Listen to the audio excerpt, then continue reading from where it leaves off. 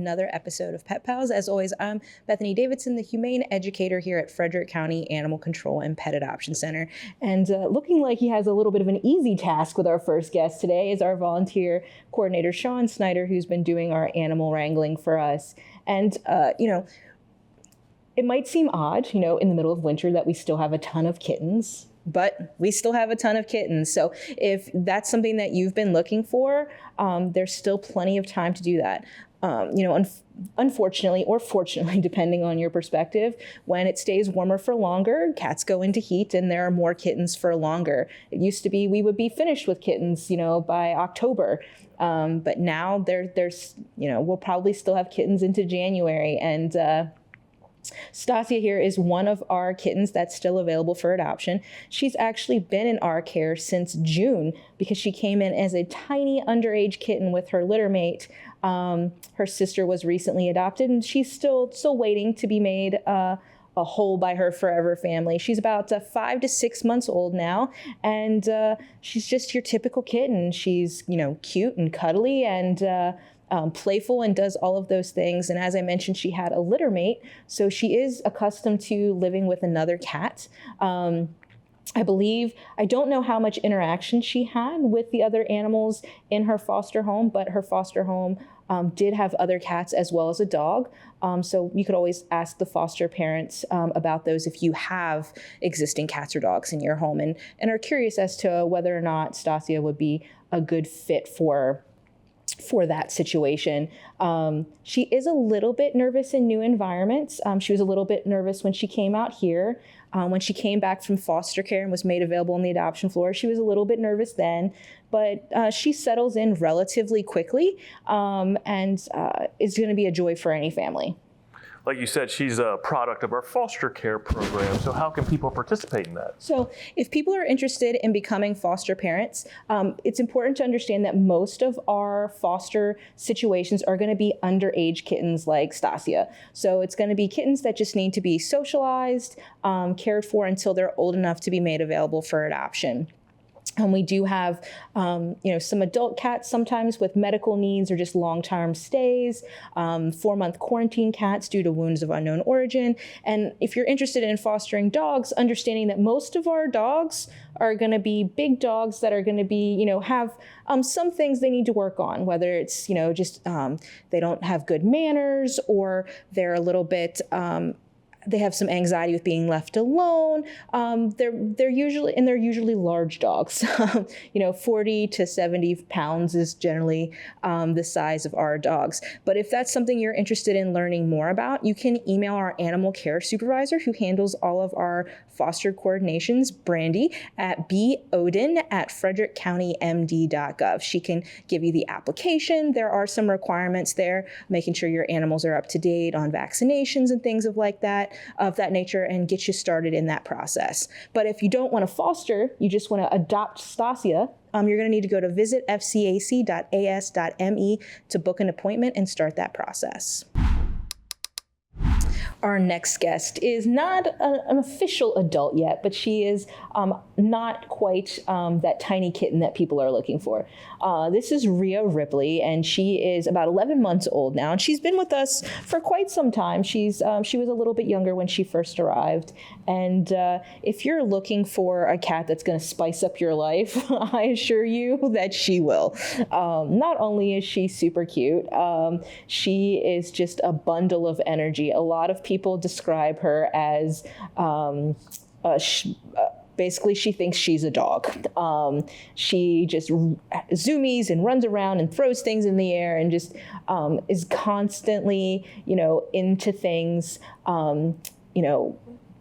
There's a phrase that we often use for our dogs that we don't frequently use with our cats, and that's plays rough. Rhea plays a little bit rough. She likes to, wrap her arms around you and drool on you and nibble on you, but it's all love bites. It's usually not an aggressive thing. She just has, big dog energy and a little cat body. But she's definitely fun. But because she can play a little rough, we do recommend that she not necessarily go to a home with really small children, just because we don't want her to, be playing and having a good time and accidentally hurt a child or anything like that. But she's very confident. She's very affectionate.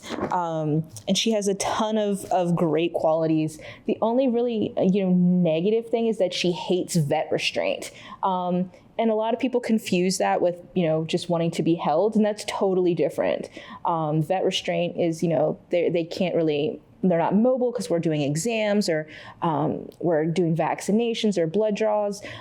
She doesn't like that, but she is quite comfortable being held and carried around by our staff. But, she is looking for the right home. And she is a cat that's not necessarily for everyone, but a lot of people are interested in her. And if you think that she might be a good fit, you should definitely stop in and visit with her. So Rhea has a chronic condition viewers should know about. What is that? Yeah, so she has what we call as a chronic URI, and she's not the first cat to have this. Since COVID, we've had a lot of cats, I feel like, that have had that. The first was my favorite, Snotty Dottie. And then we had another cat, a couple other cats that had that, and then more recently, Josie Grossi, all acquiring those names because of the little bit of a snotty nose that they have from time to time. So we talk all the time about how cats get URI here in the shelter, and it's just because, there's a lot of them. There, a lot of germs, things like that. So they get the sneezing, runny nose, nasal congestion, and we give them some antibiotics, and it typically clears up, and it's not an issue again. But for those cats that have that chronic issue, it does reemerge every so often. They are going to be medicated more frequently. It can be better off for them to live as a single cat so that they're not potentially spreading those germs to the other animals in your household and making them sick. But we've found homes for all of our other chronic URIers, and we know that we'll find one for her as well. It's just making sure that it's a family that is committed to making sure that she gets the proper veterinary care that she gets, and is not upset about wiping up some snot every once in a while. I think it's a fair trade for all the love and playfulness that you will get out of her. She also doesn't seem to mind the dogs when they walk them by, if you have a dog in your home, she might be a good fit for that as well. If you think that you're the right family to make sure that Rhea Ripley here gets all that she needs, you can go to visit fcac.as.me to book that appointment to get that started. Our first canine guest has a name that might make you think that she's a return to shelter, but it's actually a different dog. This is Canella.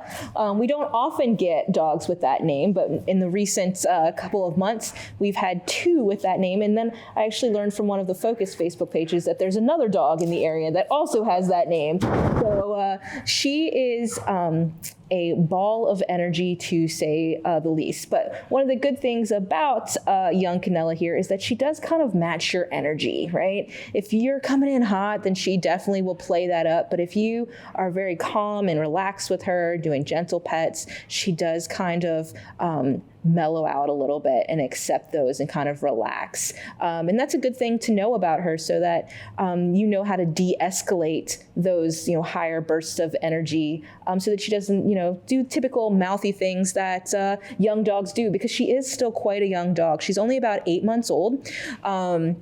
So she's in that adolescent period where she's kind of trying to push those boundaries and see what she can and can't do. And she does still need a lot of, good manners work, learning to keep her feet on the ground and, to walk nicely on leash.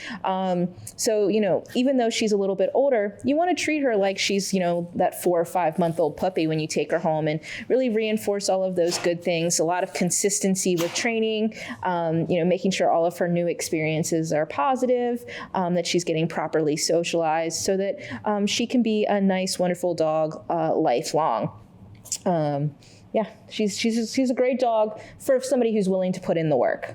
She has a beautiful coat. What color would you call this? So we know a lot of people who just like to make up fun coat colors. But she is actually a red brindle. So, brindle in the dog world is kind of like the tabby cat of the cat world, right? So they have striping, and just like you could get a brown tabby, a gray tabby, an orange tabby, things like that, you can get brindle in different colors. So there's your standard brindle, black brindle, blue brindle, and then what we have with Canella here, which is red brindle. And because she has a little bit of a longer coat, it's not as easy to see those defined lines, but you can definitely see it in her face and in her legs, that great striping. And, I talk to people all the time about paying attention to the markings and the colors of your animals, because if your animals are lost, those markings help to identify them, to get them home to you. When you're filling out loss reports, or you're, coming here to the shelter to look for your animals, we're going to ask you, what color is it? And if you give us the wrong color, we might not be looking for the right thing, and your animal might actually be here. We just missed it because you told us it was gray when it was really brown or something like that. So all of those things are super important. And it's, a nice, unique color that makes her a little bit more special. And if you want this special girl to be part of your family, the first step, as always, is booking an appointment to meet with her. And you're going to need to go to visit fcac.as.me to do that. Our next dog is even more than Canella. And on the extra scale, he's up to an 11, right? This is Dundee, and while he looks like he's a teeny tiny dog, he is about 6 months old. We looked at his teeth, and he's got big boy teeth in there, so he's not as small as his size, or as young as his size might allude to. He is one of our little pit bull puppies, and his name is Dundee because he has sharp little crocodile puppy teeth, and he thinks that everything is something he should put his mouth on. I wanted to put him on the show today because I know when people see him, they're going to think, oh, a little puppy, that's fantastic. I want a puppy. And the thing is that he is not a puppy for everyone. He's not necessarily going to be that puppy that you want to get as a first-time dog owner. He has a ton of potential, but he does have a lot of energy and a lot of kind of some bad habits that he needs to learn to break that might be very challenging for someone who has not had a dog in the past. So we are looking for someone who has definitely done some puppy stuff before, has some dog experience, knows about training and things like that. And we're also looking for a household with teens or adults. We don't want any younger kids, getting stuck, with the leash biting or knocking them over, things like that. But he does have a lot of energy, so he is fun. So if you're looking to have a running companion, he's also very into treats. So if you're looking for a dog that you might be able to train to do various canine sports, so like agility or fly ball or any of those types of things, that might be a great outlet for all of his energy, but also helping him learn some impulse control and things like that. So yes, he does have a lot of potential, but he's definitely going to be, a project dog that's not going to be your typical cute little puppy that you're going to take home. You want to make sure you're committed to doing the work so that Dundee can be the best version of himself. So staff recently learned that Dundee has a favorite toy. What's that toy? Yeah, so, we're always looking for ways to wear out dogs like Dundee and get him focused on something. And it's, not everybody understands this specific toy. It's a little bit of a non-traditional for some people, which is the flirt pole. And everybody understands like wand toys for their cats, right? You move the wand toy around and they get to chase it. And the flirt pole is essentially the same thing, but bigger for dogs. It usually has a toy or a flag on the end, sometimes a squeaker, and you can, run it around very much like you would a wand toy with a cat. And he really enjoys that. It helps him, get out some energy. And once he's had that time to run off some of that excess energy, he is a little bit more mellow, a little bit well behaved. But it is important to understand how to use the flirt pole. If you don't know how to, take things up and then de-escalate it, it could get into a situation where now he's even more mouthy. So doing a little bit of research and making sure that you understand how to use that tool properly and effectively is going to be really important. But if you have the dog experience required and you think that you could work with Dundee to make him the best little crocodile hunter that he can be, you can go to visit fcac.as.me to book that appointment. if you're looking for something that's a little less extra, a little calmer, let us introduce you to our 3-year-old terrier mix, Kovu. He is a recent addition to our adoption floor. He was an owner surrender, so we do have more information about him. We got information from a lot of different sources for him, so we have different things to pull from. His most recent owner gave us some information, and then a person who was caring for him previously also found out he was here and gave us some lengthy information about him. So where a lot of animals we're kind of doing the guesswork and figuring it out as we go along and get to know them, we have more available for this guy. So Kovu is a pretty well-mannered dog. He has had lots of training. At one point, he was even working on doing some service dog training. So learning to be there for someone to lean on and things like that. So he is able to pick up on, basic training things. He already has a nice sit, a down. He's very smart and figures out, puzzle toys relatively quickly, which is always a fun thing. He does love his toys. One important thing for potential adopters to know is that Kovu is definitely a super chewer. He can chew up any toy, so anything that's soft, fluffy, or soft plastic, he should only have those items supervised to make sure that he's not going to ingest any of those pieces. The other day when I was taking his picture, I went into his kennel. I noticed he had one of our really super duper hard plastic toys in there, and one of the Benabones, and there were pieces of both in there. So he's definitely a super chewer, and that might be part of boredom. If he was more active during the day, he might be less prone to chew on stuff like that. One of the people said that he was used to having little activities to do during the day. So that, he had mental stimulation. So that might help him from chewing on certain things to that degree. So some adopters are looking for a dog that they can acclimate with the current pets they have. Would Kovu be a good choice for them? Yeah. So one of the people who had lived with Kovu in the past mentioned that for most of his life, he went to doggy daycare daily. So he has had experience, interacting and playing with dogs of a variety of sizes, from, dogs his size to Chihuahuas. He's also previously lived with cats. She even mentioned at one point that another dog had actually attacked Kovu, and he was still very dog friendly after that. So I don't think he would have any issue based on that information integrating into a home with a cat and or a dog. But it's really important to recognize that even though he's done well in the past, it doesn't mean that you can skip the proper introductions. That's really important. You want to make sure you're doing those things properly and slowly, because there are different personalities at play, and you want to make sure that that's something that's going to work out for everyone. So we do provide, guidance on how to best practices for doing those things and resources so that you can make sure that Kovu has a good transition into your multi-pet household. If you're hoping that he will obviously make that great transition and you want to make him part of your family, you can go to visit fcac.as.me to begin that process. The last guest that we have for you today is one of our smaller dogs. She's about 20 pounds plus, and she's a Jack Russell Terrier mix. So we don't often get small dogs, so they tend to go quickly. In fact, I think she might already have one application at this point. But it's important to understand that, we do get these types of dogs in occasionally. But a lot of people keep their smaller dogs and because they're more easily manageable and things like that. And our population reflects the population of dogs in the community because we only take animals from the area, and we're still kind of a rural area. So we do have a lot of larger dogs. But Peaches is one of our smaller dogs. She's very sweet, but she's also very timid.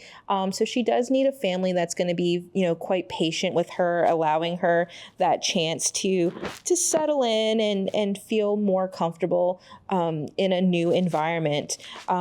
Because she is a little bit more timid and things like that, she's another dog that's not necessarily well suited for small children, toddlers who are making lots of loud noises and running around and don't necessarily understand the dog body language to be able to know that the dog's uncomfortable and needs to be left alone, things like that. She has a lot of really great qualities that don't necessarily shine through until she's comfortable with you. You know, she is affectionate and wants to be near you, but if she doesn't know you yet, she's kind of a little bit more standoffish. So if you're looking at Peaches and thinking about, you know, oh, she doesn't like, it's not an instant bond. A lot of people want that instant bond and connection. Peaches isn't necessarily the dog that you're going to get that from. She might take a couple of days to really feel like she can trust you and that you love her and for that relationship to blossom. So definitely understanding and being willing to give her a little bit more time. You know, even if you visited a couple of times here at the shelter, you might not see how affectionate she can truly be. So really being patient with her. So we often talk about dogs that are challenging to walk because they're strong. Peaches can be challenging to walk for a different reason. What's that? Yeah, so because she is a little bit shyer and cautious, she doesn't necessarily also know how to walk properly on a leash. So she darts back and forth, which, you know, for somebody who has good balance and is you know, very aware of what's going on, that might be not a huge deal. But, you know, a lot of people who want a smaller dog might not necessarily have that strength, that balance, that dexterity, things like that. And like for my grandfather, if he were getting a dog, even though she might be the right size, she's a tripping hazard for him.